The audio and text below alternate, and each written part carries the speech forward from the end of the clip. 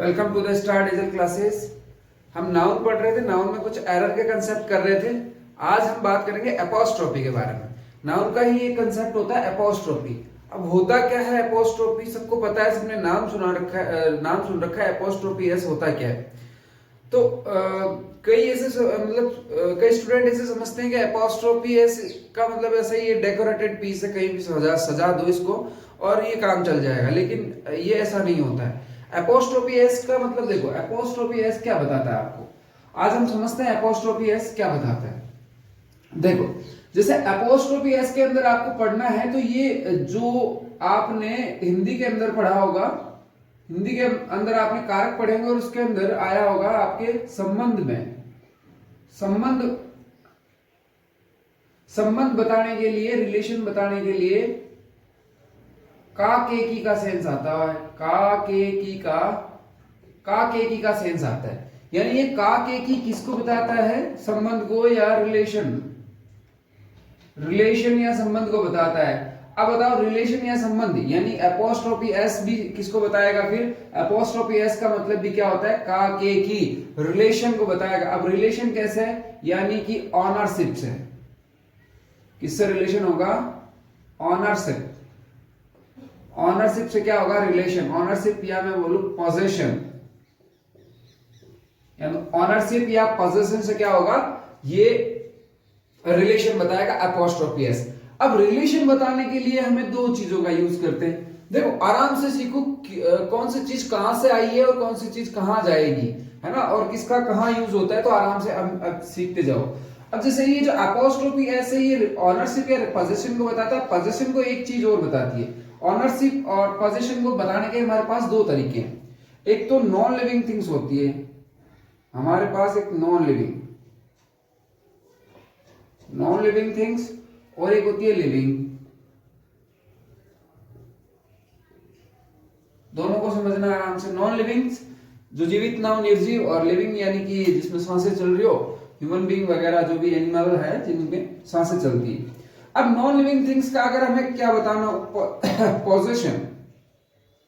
Non living things में हमें position बताना हो, रिलेशन बताना हो का के की के सेंस में। का के की के सेंस में जैसे मैंने बोला पेड़ की पत्ती,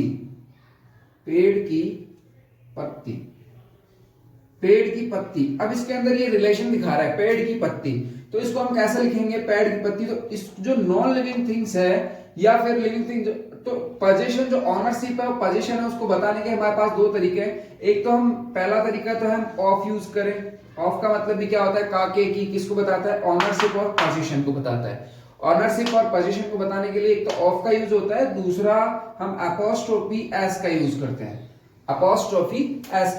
तो दोनों का यूज किसके लिए होता है, पोजीशन को बताने के लिए होता है। अब देखो, यहां पे मैंने लिखा पेड़ की पत्ती लिखा है। अब क्या हो जाएगा, देखो ये पत्ती इधर आ जाएगी, पेड़ इधर आ जाएगा, और की का ये आपने जब मैथ पढ़ी है थोड़ी बहुत, तो आपने क्रॉस मल्टीप्लाई सुना होगा, वज्रगुणन, तो वैसे इसके अंदर करना है आपको। तो पत्ती कहां जाएगी, लीफ ऑफ ट्री, यानी पेड़ की पत्ती, यानी ये इधर आ गया, तो इसको बताने के लिए अब देखो यहां से पढ़ो, लीफ ऑफ ट्री यानी पेड़ की पत्ती, तो क्या बता रहा है, पेड़ की पत्ती, यानी कि ये पत्ती किसकी है, पेड़ की, तो इसका क्या बता रहा है, पोजीशन बता रहा है। अब यहाँ पे लिविंग थिंग्स के अंदर देखो, जैसे मैंने बोला राम की किताब, तो इसको बोलेंगे बुक ऑफ राम, तो क्या हो जाएगा, बुक ऑफ राम।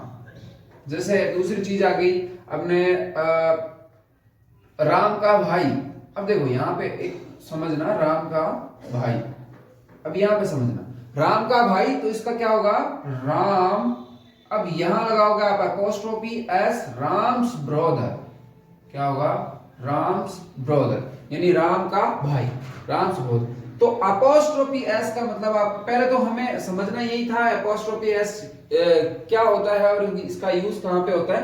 तो पोजीशन और ऑनरशिप बताने के लिए इसका प्रयोग किया जाता है।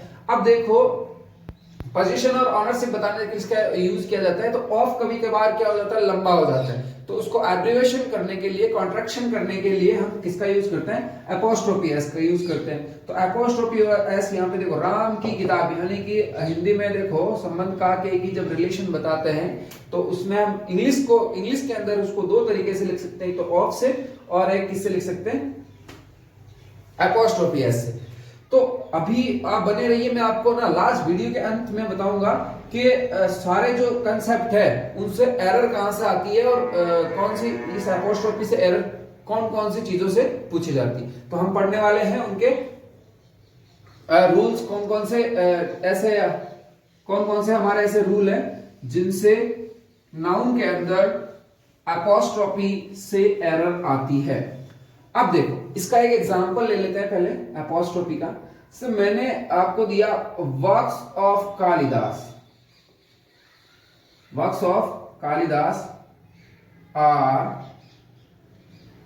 Good, works of Kalidas are good. अब यहां पे देखो works of Kalidas are good, अब यहां पे देखना ये है, एक तो मैंने ये लिखा वर्क्स ऑफ कालिदास यानी कालिदास की रचनाएं, वर्क्स का मतलब होता है रचनाएं।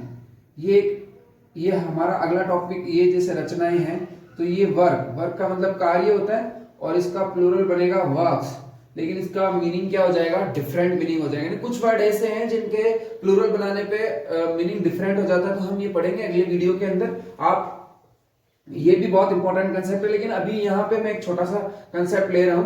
तो works of Kalidas are good, अब देखो works of Kalidas are good, अब मैं इसको एब्रिविएशन करने के लिए मैं यूज किसका करूंगा, जैसे Kalidas works are good, Kalidas works are good. अब यहां पे मैंने इसको क्या कर दिया, एब्रिविएशन कर दिया और किसका यूज कर दिया, एपोस्ट्रोफी एस का यूज कर दिया। तो हम एपोस्ट्रोफी एस का यूज इसलिए करते हैं। चलिए चलते हैं रूल की तरफ। आपने ये अपने पेन और कॉपी अपने साथ रखा होगा, आप नोट कर रहे होंगे, क्योंकि बहुत इंपॉर्टेंट कंसेप्ट है और धीरे धीरे अगर आप कंसेप्ट पढ़ोगे तो आप जब एरर करने बैठोगे तो आपके पास गलत करने के लिए कुछ भी नहीं होगा, क्योंकि सोचने से तमन्नाओं का शहर कभी नहीं मिलता है, सोचने से तमन्नाओं का शहर कभी नहीं मिलता है। कुछ तो पाने के लिए कुछ दूर तो चलना पड़ेगा, तो कुछ थोड़ी थोड़ी दूर हम चलते हैं, थोड़ी थोड़ी दूर आप चलो, कैसा नहीं मिलेगी मंजिल।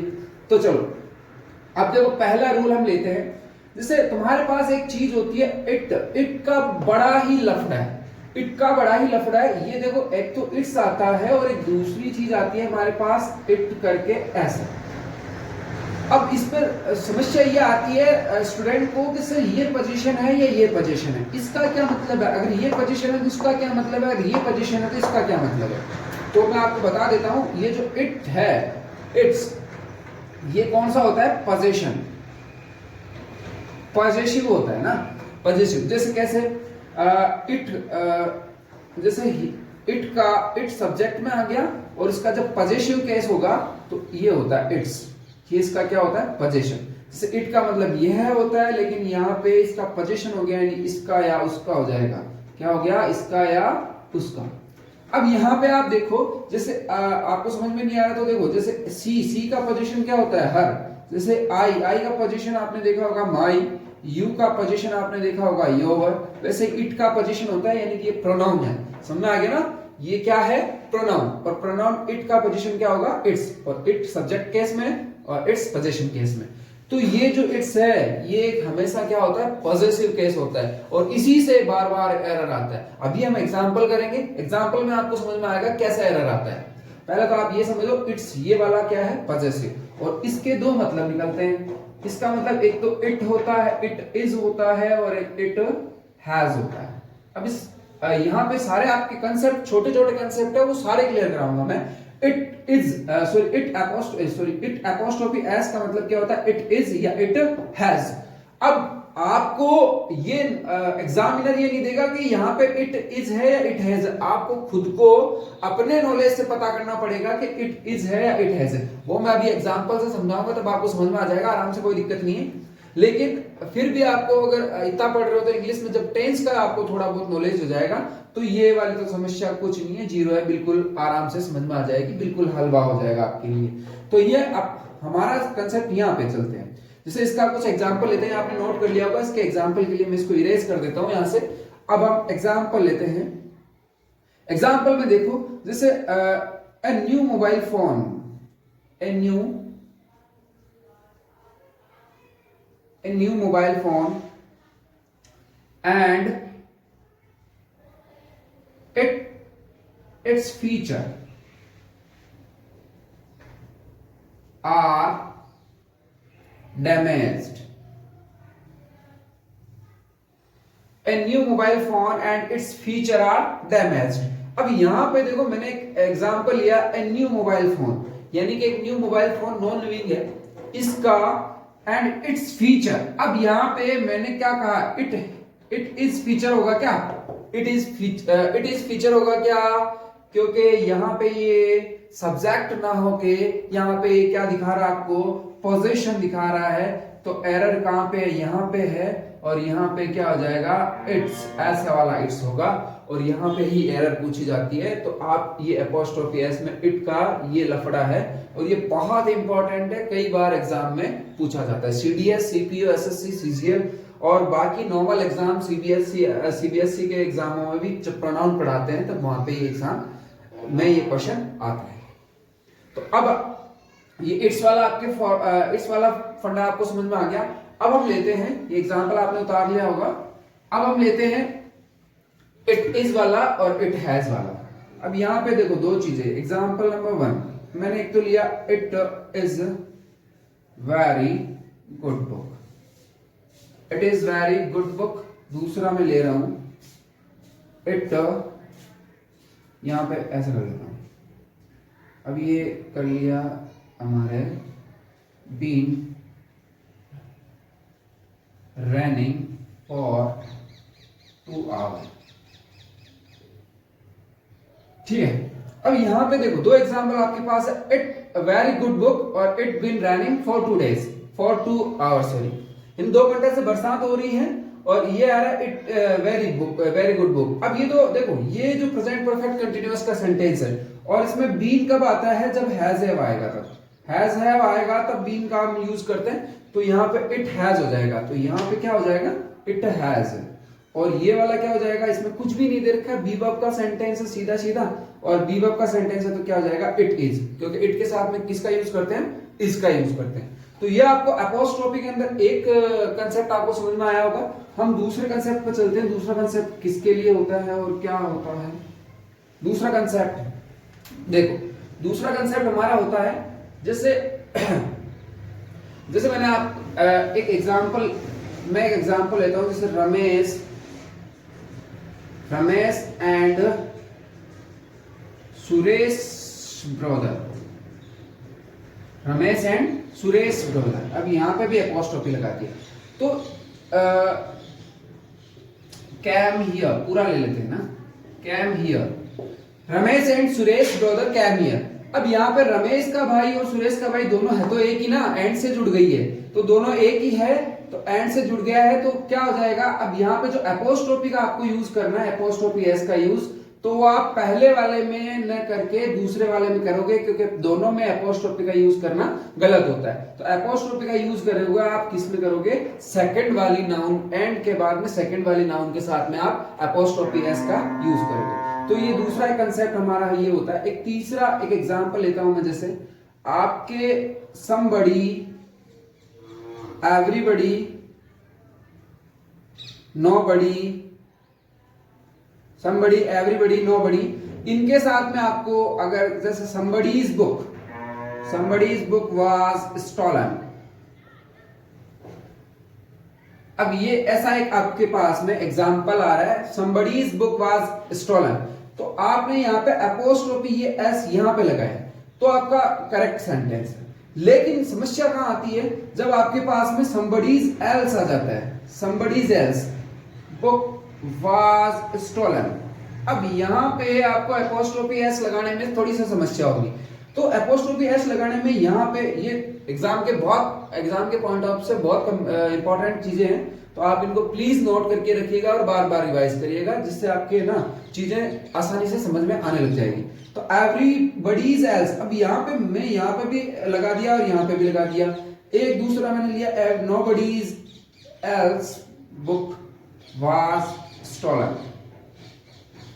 अब देखो यहाँ पे मैंने लगाया यहाँ पे, अब जो इनमें से दोनों में से सेंटेंस कौन सा सही होगा, तो सेंटेंस ये वाला गलत हो जाएगा, ये वाला सही हो जाएगा, क्योंकि अगर एल साथ में आता है एवरीबडी नोबडी और समबडी के साथ में अगर एल साथ में आता है तो एपोस्ट्रोफी एस एल्स में लगता है, ना कि दोनों में लगता है, ना कि पिछले वाले में लगता है। तो ये एक कंसेप्ट ये रहा आपका। और एक लास्ट एंड फाइनल कंसेप्ट मैं आपको बता देता हूं, जो कि बहुत बार पूछा जाता है और आपको पता भी है, लेकिन थोड़ा सा मिस्टेक कर जाते हो। हमने पिछले वीडियो में पढ़ा था कंपाउंड नाउन, पिछले वीडियो में हमने पढ़ी थी कंपाउंड नाउन। अब कंपाउंड नाउन में मैंने आपको बताया था कि जैसे एक एग्जांपल लिया brother in law. Compound noun में मैंने एग्जांपल लिया ब्रदर इन लॉ। तो मैंने आपको जब प्लूरल बनाने के लिए बोला था, तो प्लूरल मैंने बोला था आपको कि ये जो प्लूरल बनता है वो मेन रूट वर्ड के अंदर एस लगा के या एस लगा के बनता है। तो रूट वर्ड इसका क्या है, ब्रदर, तो हमने प्लूरल बनाया था ब्रदर्स इन लॉ। लेकिन एपोस्ट्रोफी के अंदर थोड़ा सा सिस्टम इसका क्या हो जाता है, उल्टा हो जाता है। इसके अंदर रूट वर्ड में लगा के आप लास्ट एंड वाले में लगा, तो क्या हो जाएगा, एपोस्ट्रोफी इसके अंदर क्या लगेगी, ब्रदर इन लॉज सिस्टर, यानी मेरे ब्रदर इन लॉज की क्या है, सिस्टर है, मेरे ब्रदर इन लॉज की mother, brother in law's wife, यानी ब्रदर इन लॉज की वाइफ है। तो ये एपोस्ट्रोफी का यूज था, जो कि बार बार घूम के यही एग्जाम में क्वेश्चन आते रहते हैं, जैसे स्टेप सन्स, तो स्टेप सन्स, तो वहां पे ना ये चीजें ना बार बार घूम के आती है और ये बहुत ही ज्यादा इंपॉर्टेंट है एपोस्ट्रोफी। तो उम्मीद करता हूं आपको ये वीडियो अच्छे तरीके से समझ में आया होगा और आपने नोट डाउन भी किया होगा। तो प्लीज वीडियो को लाइक करें, शेयर करें, सब्सक्राइब करें और ज्यादा से ज्यादा शेयर करें, ताकि मुझे भी उम्मीद बनी रहे। और नेक्स्ट वीडियो हमारी होगी कुछ ऐसे वर्ड जो कि प्लूरल बनाते टाइम पे उनके मीनिंग्स चेंज हो जाते हैं, उनका अर्थ क्या हो जाता है, चेंज। तो आज के लिए इतना ही। Thank you for watching.